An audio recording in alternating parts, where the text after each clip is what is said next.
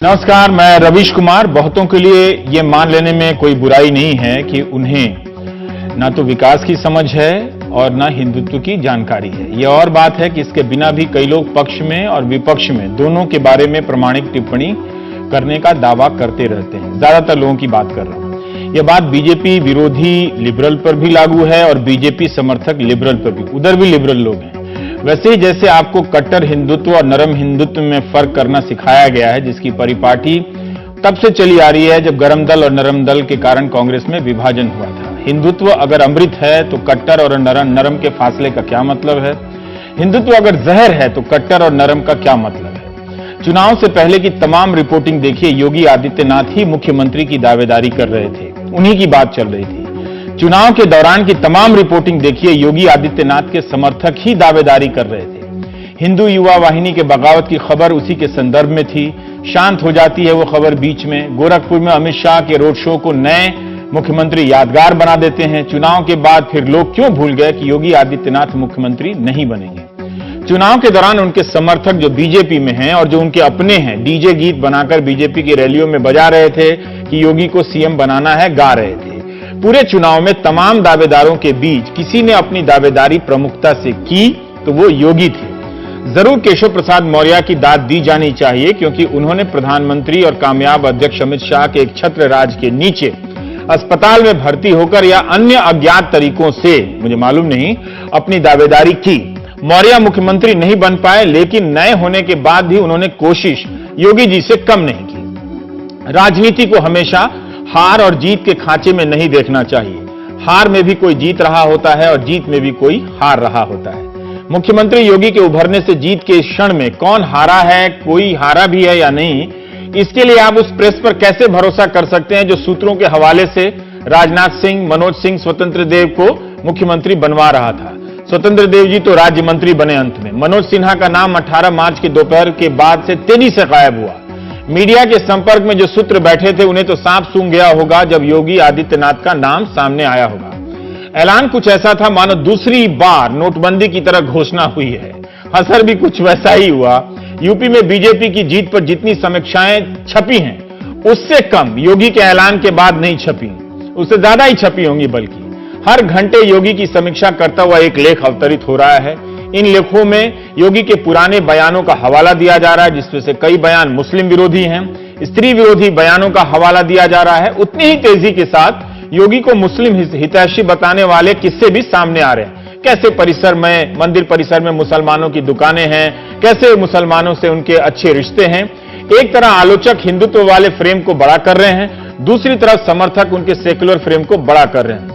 योगी जो भी हैं और जितने भी हैं खुलकर हैं। गोरखपुर की जनता ने कुछ तो देखा ही होगा जो 1998 से उन्हें चुनती आ रही है। योगी की भाषा और तेवर, जिसका एक समय बीजेपी के बड़े नेता खुलकर बचाव तक नहीं करते थे, वो चुनाव से पहले उन्हें उम्मीदवार घोषित कर सकते थे अगर इतने काबिल थे। मगर अब सब देखिए तो योगी का किस तरह से बचाव कर रहे हैं, उनमें खूबियां ही खूबियां ढूंढ कर ला रहे हैं। योगी आदित्यनाथ की संघ परिवार और बीजेपी परिवार में इससे बड़ी जीत कभी नहीं हुई होगी। योगी आदित्यनाथ की अपनी वेबसाइट भी है। 2 साल पहले जब उस वेबसाइट की समीक्षा कर रहा था तो मुझे एक स्वायत्त और निहायत ही व्यक्तिगत किस्म के नेता लगे।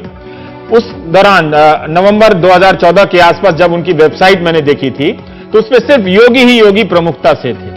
2014 के साल में जब बीजेपी के नेता की वेबसाइट से लेकर गाड़ी, घड़ी, दीवार, सब पर मोदी जी की तस्वीर होती थी, योगी की वेबसाइट पर सिर्फ योगी थे प्रमुखता से। प्रधानमंत्री की तस्वीरें थी एक दो, लेकिन उतनी प्रमुखता से नहीं। झंडा और निशान उनकी बातें नहीं। योगी का अपनी बातें, योगी की बातें वेबसाइट पर हैं। अब उनकी वेबसाइट पर मुख्यमंत्री बनने के बाद प्रधानमंत्री की भी तस्वीर है, अब अमित शाह की भी तस्वीर है, पहले भी हो सकता है कि थोड़ी जुड़ गई हो। मीडिया में योगी के जो बयान हैं वो भले उनकी छवि बनाने के प्रोजेक्ट के हिस्सा रहे हों, लेकिन उनकी वेबसाइट पर मौजूद लेख थोड़ा अधिक प्रमाण के साथ समझने का मौका देते हैं। 30 से अधिक संगठनों के प्रबंधन का ये काम संभालते रहे हैं। वे शायद बीजेपी के अकेले नेता रहे जिनकी अपनी हिंदू युवा वाहिनी है।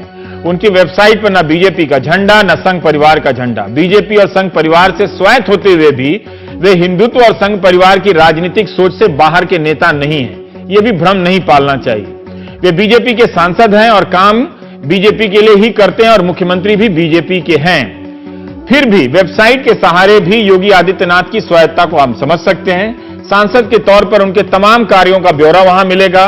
वेबसाइट पर एक लेख का कॉलम है जिसमें लेखक का नाम नहीं है, मैं मान सकता हूं कि ये उनसे सहमत लेख हैं या उनके ही लेख हैं, जिसमें वे नेपाल के बारे में बहुत कुछ लिखते हैं। जिस तरह से हिंदुत्व के नाम पर लोग उनके विरोधी उनसे चिढ़ते हैं, योगी जी भी माओवाद और कम्युनिस्ट को लेकर काफी खार खाए हुए लगते हैं। तो उनके लेखों से पता चलता है। कई बार लगता है कि गोरखपुर से बैठकर उनके लेख को देखेंगे नेपाल पर जिस तादाद में है कि वो नेपाल की तरफ ज्यादा देखते हैं, दिल्ली की तरफ कम। इसका कारण यह भी है कि उनकी मंदिर परंपरा में नेपाल की आबादी का बड़ा हिस्सा शामिल है। आरक्षण, मातृशक्ति और नए राज्यों के पुनर्गठन को लेकर कुछ लेख हैं। संदर्भ से अलग व्याख्या का खतरा हो सकता है, मगर कुछ बातें हैं जो आपके सामने पेश करना चाहता हूं। मातृशक्ति वाले लेख में लिखते हैं कि महिलाओं को आरक्षण देते समय इस बात पर विचार करना चाहिए कि इससे घर परिवार में उनकी भूमिका पर क्या असर पड़ा है। वे महिलाओं को 33% आरक्षण दिए जाने के फैसले पर या मांग पर विचार करने की बात करते हैं, समर्थन नहीं करते हैं। महिलाओं को पुरुषों की तरह बनाने में और भी कई खतरे हैं जैसी बातों से आरक्षण की समीक्षा की बात करते हैं। वेबसाइट पर मौजूद लेख में क्रीमी लेयर और एक ही परिवार को बार बार मिलने वाले आरक्षण का विरोध करते हैं। और उस लेख में जो मौजूद है, उस लेख में कहा गया है पहली पंक्ति में कि यह समाज को बांटने वाला है, आरक्षण निकम्मापन बढ़ाता है, लोग काम नहीं करते, स्वावलंबी नहीं होते, इस तरह की बातें। यही नहीं, नए राज्यों के पुनर्गठन नाम से भी एक लेख है जिसमें पूर्वी उत्तर प्रदेश और बुंदेलखंड को अलग राज्य के रूप में बनाए जाने के मसले पर गंभीरता से प्रयास किए जाने की उसमें मांग है और उसका समर्थन है। इसके समर्थन में वो लिख रहे हैं। तो हम बात करेंगे योगी आदित्यनाथ के बारे में कि डर, आशंकाएं, हकीकत और संभावनाएं क्या हैं। योगी योगी गाजीपुर में योगी योगी, हमीरपुर में योगी योगी, बलरामपुर में योगी योगी, लखीमपुर में योगी योगी, यूपी के हर कण कण बोले श्री योगी योगी, यूपी के हर कण कण बोले श्री योगी योगी। मैं आदित्यनाथ योगी ईश्वर की शपथ लेता हूँ। श्री योगी योगी योगी, श्री योगी योगी। तो उत्तर प्रदेश के नए मुख्यमंत्री के नाम से जो धमाका हुआ है उसके असर और विवेचना विश्लेषण पर हम भी बात करना चाहते हैं।